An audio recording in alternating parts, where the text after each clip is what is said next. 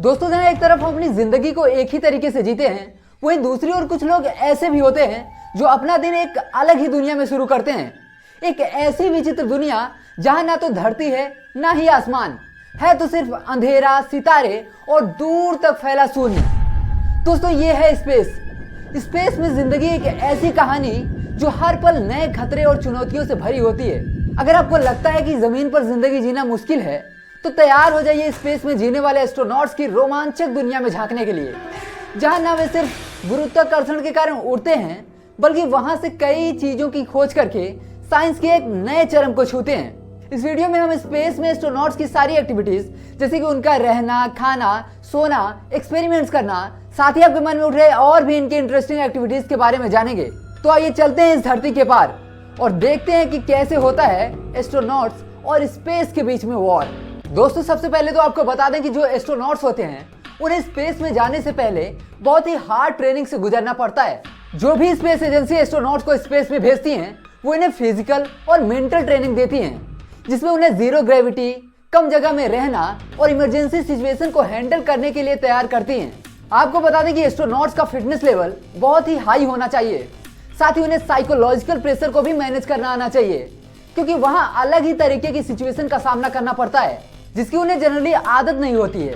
दोस्तों, जब astronauts space में जाते हैं तो उनकी जो जर्नी होती है वो एक पावरफुल रॉकेट के थ्रू होती है। इसी रॉकेट में स्पेसक्राफ्ट, जिसे आप अंतरिक्ष यान कहते हैं, वो लगा होता है, जिसमें एस्ट्रोनॉट्स बैठे होते हैं। इस दौरान वे हाई ग्रेविटेशनल फोर्स का अनुभव करते हैं, जिससे उन्हें लगता है कि उनका वजन कई गुना बढ़ गया है। रॉकेट लॉन्च के कुछ ही घंटों के भीतर एस्ट्रोनॉट्स स्पेस में पहुंच जाते हैं, जहां वे अपने मिशन को स्टार्ट करते हैं, जिसके लिए वे भेजे गए होते हैं। अब जब एस्ट्रोनॉट्स स्पेस में जाते हैं दोस्तों, तो इसका मतलब वो अपने मिशन के अकॉर्डिंग या तो अर्थ के ऑर्बिट में जाते हैं, जहां आईएसएस यानी कि इंटरनेशनल स्पेस स्टेशन होता है, या तो वो ऑर्बिट के बाहर यानी कि डीप स्पेस में, जैसे कि चांद पर, किसी प्लेनेट पर या किसी और आकाशीय पिंड पर जा सकते हैं। दोस्तों, अब आपको थोड़ा स्पेसक्राफ्ट और इंटरनेशनल स्पेस स्टेशन के बारे में भी समझना बहुत जरूरी है, ताकि आपको समझ आ सके कि एस्ट्रोनॉट्स की जो लाइफ है वो स्पेस में आखिर किस जगह पर एग्जिस्ट करती है। तो दोस्तों, अगर स्पेसक्राफ्ट की बात करें तो इसे ही अंतरिक्ष यान भी कहा जाता है, जिसमें कि एस्ट्रोनॉट्स बैठकर अर्थ से स्पेस में जाते हैं और इसी से वापस अर्थ पर भी आते हैं।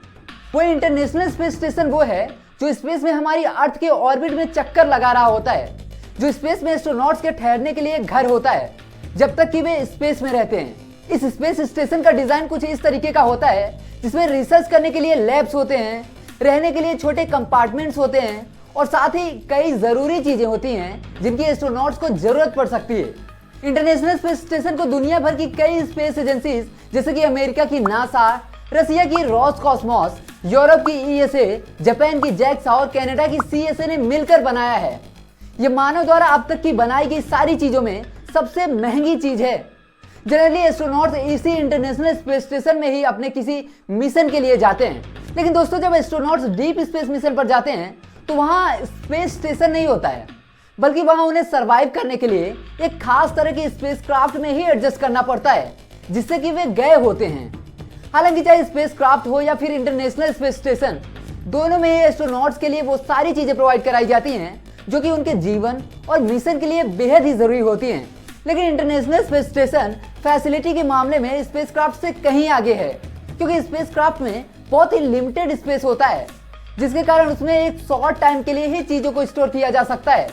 जबकि स्पेस स्टेशन में, जो कि एक लगभग फुटबॉल फील्ड के बराबर होता है, उसमें स्पेस पर्याप्त होने के कारण हर चीज को ज्यादा मात्रा में लंबे समय तक के लिए स्टोर किया जा सकता है। तो ये जो स्पेसक्राफ्ट और स्पेस स्टेशन है, इन दोनों स्पेस सिस्टम में एस्ट्रोनॉट्स के सरवाइव करने के लिए कई सारे सिस्टम का इस्तेमाल करके हमारी अर्थ की ही तरह आर्टिफिशियली पूरा एक एटमॉस्फेयर बनाया जाता है, जिसमें बैलेंस्ड ऑक्सीजन, टेम्परेचर, ह्यूमिडिटी यानी कि नमी, एयर प्रेशर, रेडिएशन प्रोटेक्शन जैसी कई सारी फंडामेंटल चीजें शामिल होती हैं। तो ये तो बात हो गई स्पेस में एस्ट्रोनॉट्स के घर की। अब देखते हैं कि उनकी डेली लाइफ एक्टिविटीज कैसी होती है। तो दोस्तों, आपको बता दें कि एस्ट्रोनॉट्स स्पेस में चाहे कोई भी एक्टिविटी करें, उन्हें वहां अपने लोकेशन के हिसाब से पृथ्वी की तुलना में कुछ अलग ही ग्रेविटी महसूस होती है। स्पेस में ये ग्रेविटी ही होती है जिसके कारण एस्ट्रोनॉट्स की सारी चीजें प्रभावित हो जाती हैं। साथ ही कई चैलेंजेस का सामना करना पड़ जाता है, डीप स्पेस में जैसे कि चांद पर या किसी प्लेनेट पर ग्रेविटी पृथ्वी की तुलना में कम या फिर ज्यादा भी हो सकती है। ये डिपेंड करता है कि किस पिंड का मास कितना ज्यादा या फिर कम है। जैसे चांद पर जो ग्रेविटी होती है वो पृथ्वी का 1/6 होती है। मतलब पृथ्वी पर अगर आपका वजन 60 किलो है तो चांद पर वही वजन आपको 10 किलो महसूस होगा। इसी प्रकार अलग अलग आकाशीय पिंड पर अलग अलग ग्रेविटी हो सकती है। लेकिन अगर स्पेस स्टेशन में ग्रेविटी की बात करें तो यहाँ बिल्कुल ना के बराबर यानी कि माइक्रो ग्रेविटी होती है, जिसके कारण स्पेस स्टेशन में एस्ट्रोनॉट्स हो या फिर कोई और ऑब्जेक्ट हो, सभी चीजें अगर वो फ्रीली स्पेस स्टेशन के अंदर हैं तो वो स्टेबल रहने की बजाय तैरती रहती हैं। हालांकि स्पेस स्टेशन हमारी अर्थ के ऑर्बिट में ही होता है तो वहां पर भी 90% ग्रेविटी होती है। लेकिन क्योंकि स्पेस स्टेशन 28,000 किलोमीटर प्रति घंटा की अपनी ऑर्बिटल वेलोसिटी के साथ चक्कर लगा रहा होता है, तो ऐसे में स्पेस स्टेशन सहित इसमें मौजूद सारी चीजें अर्थ की ओर गिरने की बजाय इसके ऑर्बिट में ही घूमती रहती हैं। अगर इसकी स्पीड को बहुत ही कम कर दिया जाए तो ये फ्रीली अर्थ की ओर ही सीधे गिरने लगेगा। तो यहाँ पर कुल मिलाकर ऑर्बिटल वेलोसिटी यानी कि कक्षीय चाल का कॉन्सेप्ट है। दोस्तों जैसा कि आप जान चुके हैं कि माइक्रोग्रेविटी में किसी भी चीज का वजन नहीं होता है, जिसके कारण एस्ट्रोनॉट्स कोई भी चीज करने के लिए अपने मसल्स और बोन्स का इस्तेमाल बहुत ही कम कर पाते हैं, जिसके कारण इनके मसल्स और बोन्स दोनों ही वीक हो जाते हैं। अब इस प्रॉब्लम से बचने के लिए उन्हें रोजाना दिन में कुछ घंटे एक्सरसाइज भी करनी पड़ती है। एक्सरसाइज में treadmill, resistance exercise, weight lifting जैसी एक्सरसाइजेस उनके फिटनेस एक्टिविटी का हिस्सा होती हैं। वही दोस्तों अगर फूड्स की बात करें तो स्पेस में खाना खाना भी एक चैलेंजिंग टास्क होता है। स्पेस में जो भी खाने की चीजें होती हैं वो वैक्यूम सील्ड पैकेट्स में होती हैं। मतलब उसमें हवा या ऑक्सीजन निकाल लिया जाता है ताकि वो लंबे समय तक खराब ना हो। दोस्तों एस्ट्रोनॉट जनरली रिहाइड्रेटेबल और प्री पैक्ड मील्स ही खाते हैं। मतलब वो मील्स जिसमें दोबारा से पानी ऐड कर सकते हैं। वही जरूरत पड़ने पर एस्ट्रोनॉट्स इसे हीट देकर ताजा भी कर लेते हैं।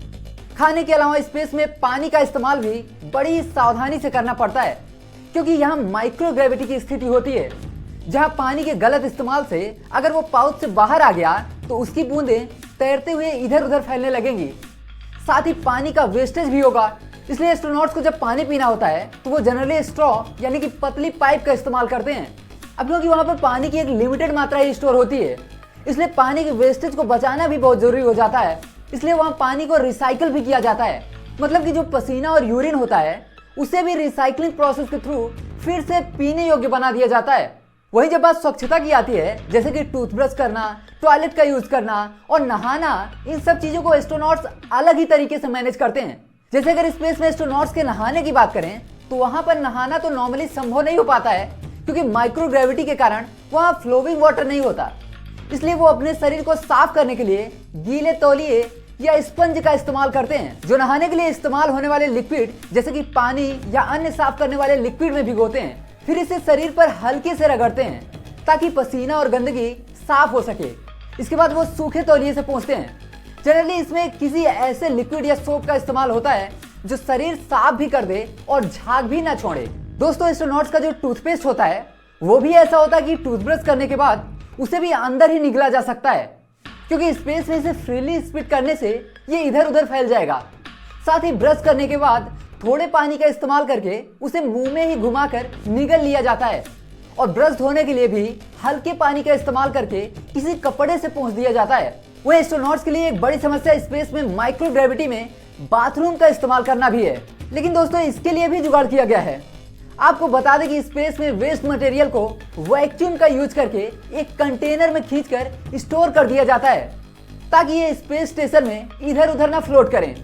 बाद में लिक्विड मटेरियल को फिल्टर करके इसे पीने लायक बना दिया जाता है, जबकि सॉलिड मटेरियल को धरती पर ही वापस ला दिया जाता है।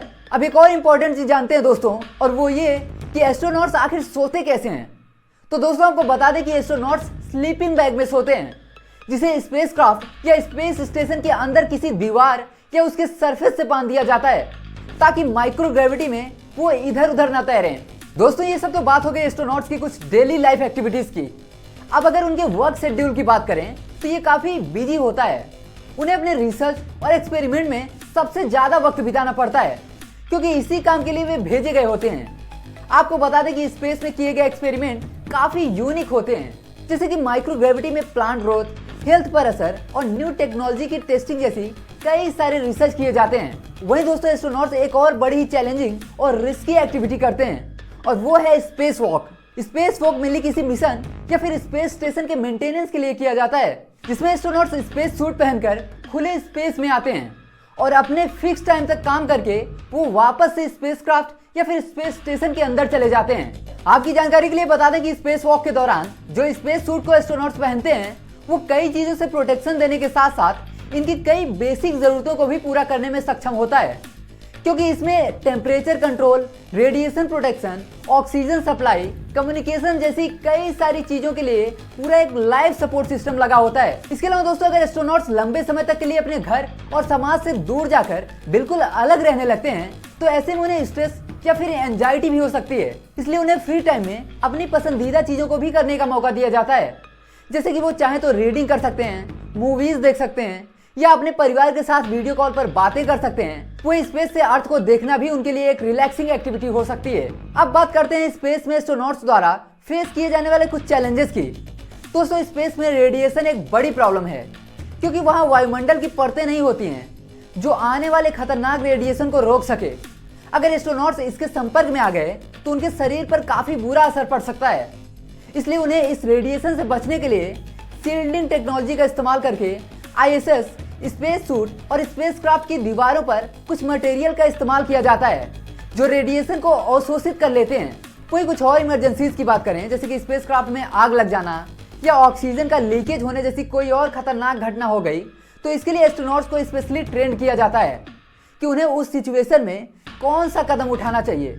ये सारी चीजें तो अभी तक स्पेस में हो रही थी, लेकिन दोस्तों जब स्पेस में मिशन कंप्लीट हो जाता है तो एस्ट्रोनॉट्स को उसी स्पेसक्राफ्ट से धरती पर भेजा जाता है जिससे वे स्पेस में गए होते हैं। जब तक ये एस्ट्रोनॉट्स की सेफ लैंडिंग नहीं हो जाती है तब तक कोई भी स्पेस मिशन को पूरी तरह से सक्सेसफुल नहीं माना जाता। दोस्तों जब स्पेसक्राफ्ट धरती की ओर एंट्री करते वक्त पृथ्वी के एटमॉस्फेयर यानी कि वायुमंडल में एंटर करता है तो वो वायुमंडल के पार्टिकल से टकराने लगता है और फिर फ्रिक्शन यानी कि घर्षण के कारण ये बहुत हाई टेम्परेचर का सामना करने लगता है, जिससे स्पेसक्राफ्ट आग की चपेट में आकर नष्ट हो सकता है।